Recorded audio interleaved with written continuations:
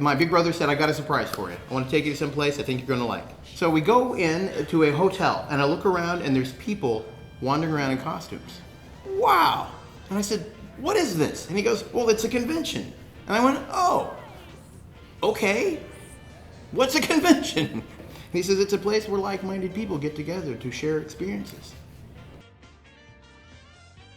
Let me give you some background about who I am.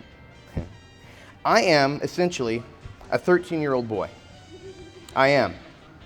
I'm a 13-year-old type 2 bipolar, which means that I have periods of mania, which means I'm hyper and excitable. And then the other type is I'm depressed. I'm sad, I know, I'm not feeling crash, it's terrible.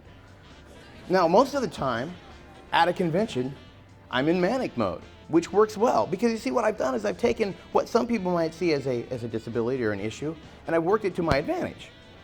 Whenever I'm about to go on stage, I find myself nervous and overwhelmed with fear, frankly. I mean, it's scary to get on a stage, and it's scary every single time. But the difference is it kicks my mania in, so when I hit the stage, I'm brilliant. At least I think so. There is no roadmap to becoming a professional master of ceremonies. There just isn't. I tried to find one because I don't want to reinvent the wheel. I hate to work. I do.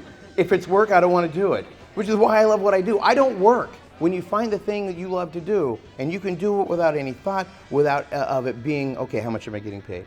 All right, how long do I have to do this? Those are the two questions. If you have to ask those two questions because of the job, not because of your circumstances, then you're doing the wrong job.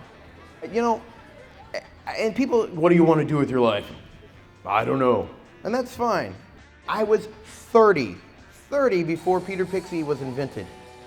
You want to live an incredible life, you have to do it. It's your life, it's nobody else's. And I can show you some of the things I've done. But in the end, you've got to step up, it's your world.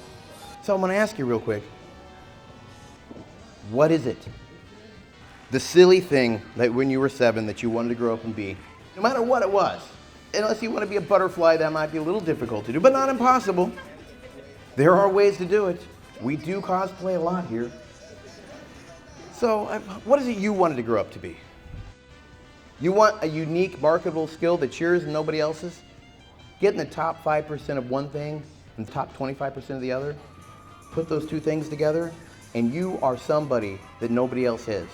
You have something that nobody else can truly market that you can make a difference with. Now, I didn't know when I was a kid what I wanted to be. Actually, that's not true. What I wanted to be when I grew up was a Time Lord. Now, let me share something with you. What the doctor does is he goes to different worlds. He experiences different people. He travels with a companion. He has a cool ride, and he runs a lot. So I can tell you, I grew up to be a Time Lord, ladies and gentlemen. I just didn't know it. That's my point. No matter what it is you want to be, the opportunity really is there. There is no trial run, ladies and gentlemen. There is no practice. You don't get your 20s back. You don't get to redo them. So make it a point to be the person you want to be as soon as you can, and you will find that your life is filled with greatness because you put it there. The single most killer that will be for anything you want to do in your life is your own ego. Because I'm either too good for that, or you know what, I'm not good enough for that.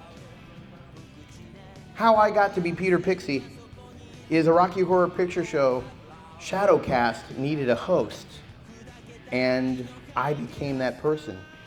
I need to talk about Rocky Horror because I really, for a long time, was mad at Rocky Horror Picture Show. And when I explained to you that because of Rocky, I have my son. Because of Rocky, I have my job.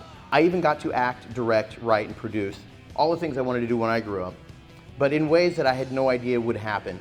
I felt cheated, in fact, because there's theater, there is off-Broadway theater, there's regional theater, local theater, dinner theater, high school theater, and then there's the Rocky Horror Picture Show Shadowcast down here. And I ran the cast. But the problem was it was Rocky Horror Shadowcast, and I was bitter about that because it's like I wanted to go to New York, become a famous director. How cool would that be? And here I am with this Rocky Horror Picture Shadowcast. If you take I'm not good enough or am I good enough out of the equation, that changes the dynamic of everything. Because then it's just a matter of how do I do it? The greatest question any person in the entire world can ever ask themselves is this: what would I do if I could not fail? We live in a world where we are taught to stop playing early.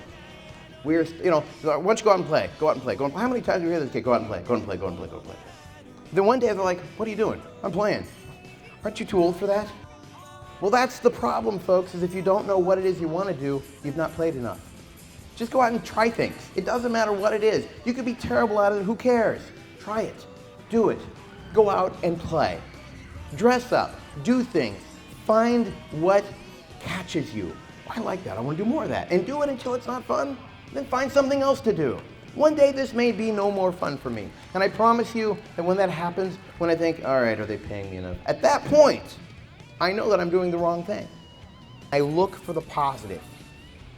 And that makes my world a very positive and happy place, because I'm making people happy. So that's really all we want, is to make a difference and be recognized for that difference. And if somebody smiles at you because you said something nice, you have made a difference in the world, and it changes you immediately.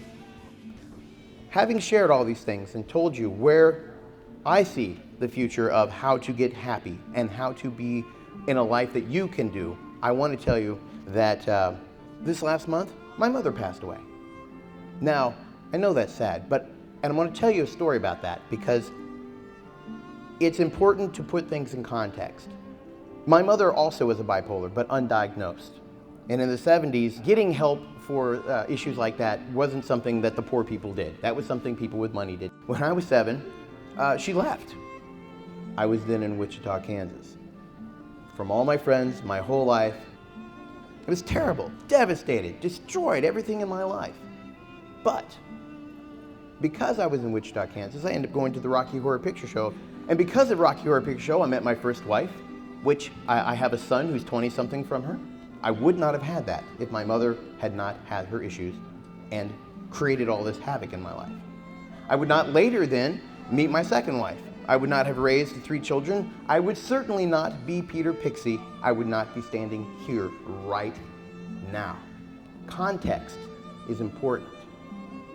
So, I get a call about 3 weeks ago letting me know that she's dying. And I had to ask myself, what did I think about that? How did I feel about that? How should I feel about that? I mean, you should feel upset about it. So I think about it. What I realized was this. I was thankful. And that's what I told her.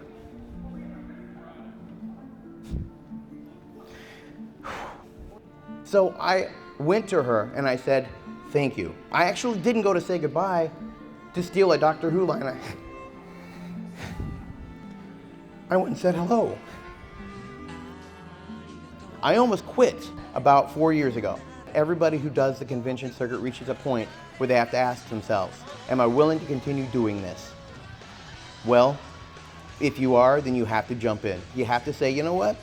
This is what I want to do. This is what I'm going to do. What is it going to take? Don't care what the rest of the world thinks, because they're going to tell you that being a professional master of ceremonies, it doesn't work. Nobody does it. Go out and share with people the things that you find that you like. It'll do nothing but make your life more enriched. Because if you want good things, if you want positive things, you have to get them. Because nobody else can tell what's inside you unless you tell them or show them.